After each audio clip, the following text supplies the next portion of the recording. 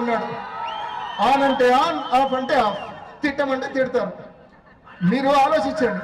కేవలం కాంగ్రెస్ పార్టీని చంద్రబాబు నాయుడు గారు ఈరోజు ఈ రాష్ట్రంలో ఆయన ఎల్లో మీడియా ద్వారా వాళ్ళ స్క్రిప్ట్ ద్వారా వీళ్ళతో మాట్లాడిస్తా ఉన్నారు. ఎందుకంటే కేవలం వైసీపీకి పడే ఓటును చీల్చాలనే ఒకే ఒక కుట్రతో నేను మిమ్మల్ని అందరినీ మనవి చేస్తున్నా.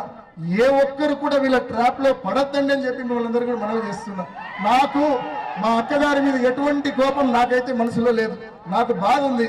3 ఏళ్ల నుంచి నేను చాలా అనుభవించిన, చాలా వ్యక్తిగతంగా చాలా అనుభవించిన, చేసింటే అనుభవించవచ్చు. కానీ ఏం సంబంధం లేకపోయినా కూడా 3 ఏళ్లుగా వీళ్ళ కుట్రలు కుతంత్రాలు ఛేదించడానికి, వీళ్ళ టార్చర్ భరించడానికి నేను చాలా నరకయాత్ర అనుభవించిన 3 ఏళ్ళు.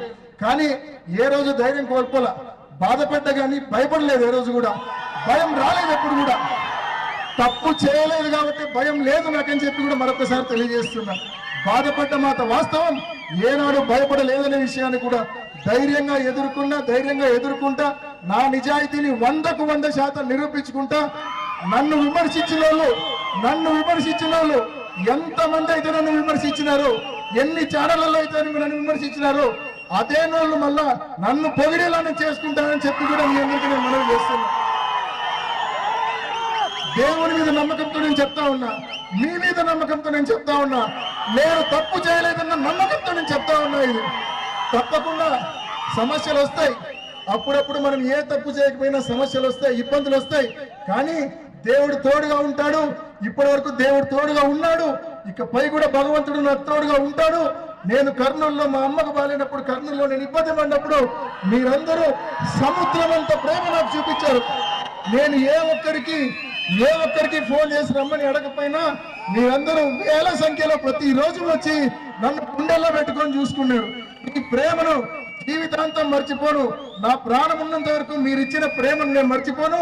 తప్పకుండా మీ రుణం తీర్చుకుంటారని చెప్పి కూడా మీ అందరికీ పేరున నేను తెలియజేస్తా ఉన్నా.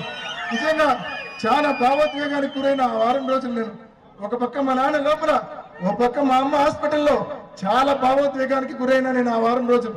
కానీ ఏ రోజు కూడా దేవుడు నాతో ఉన్నాడు, మీరు నాతో ఉన్నారు, ఇవి రెండు ఉన్నంత వరకు వాళ్ళని ఏం చేయలేనని కూడా నేను చెప్తా ఉన్నా. తప్పకుండా మరొకసారి వీళ్ళ ట్రాప్ లో పడద్దు అని చెప్పి మిమ్మల్ని అందరినీ మరొకసారి నేను మనవి చేసుకుంటూ, కేవలం వైసీపీ చీల్చడం కోసమే ఇవాళ కాంగ్రెస్ పార్టీ ఈ రాష్ట్రంలో పనిచేస్తా ఉందన్న విషయాన్ని మరొకసారి ప్రతి ఒక్కరు కూడా గుర్తుంచుకోమని, వారి ట్రాప్ లో పడవద్దని చెప్పి